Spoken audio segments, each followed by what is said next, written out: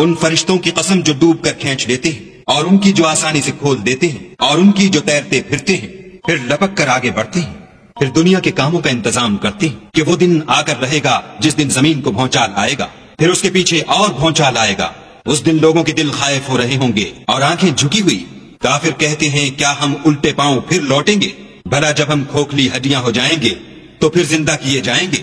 کہتے ہیں کہ یہ لوٹنا تو موجب زیاں ہے، وہ تو صرف ایک ڈانٹ ہوگی۔ اس وقت وہ سب میدان حشر میں آ جمع ہوں گے۔ بھلا تم کو موسیٰ کی حکایت پہنچی ہے جب ان کے پروردگار نے ان کو پاک میدان یعنی طوا میں پکارا اور حکم دیا کہ فرعون کے پاس جاؤ، وہ سرکش ہو رہا ہے، اور اس سے کہو کیا تو چاہتا ہے کہ پاک ہو جائے اور میں تجھے تیرے پروردگار کا رستہ بتاؤں تاکہ تجھے خوف پیدا ہو۔ غرض انہوں نے اس کو بڑی نشانی دکھائی مگر اس نے جھٹلایا اور نہ مانا۔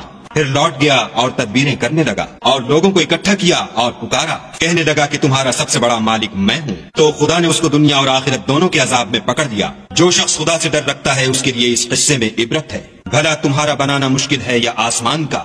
اسی نے اس کو بنایا، اس کی چھت کو اونچا کیا پھر اسے برابر کر دیا، اور اسی نے رات تاریک بنائی اور دن کو دھوپ نکالی، اور اس کے بعد زمین کو پھیلا دیا۔ اسی نے اس میں سے اس کا پانی نکالا اور چارہ اگایا اور اس پر پہاڑوں کا بوجھ رکھ دیا۔ یہ سب کچھ تمہارے اور تمہارے چار پایوں کے فائدے کے لیے کیا۔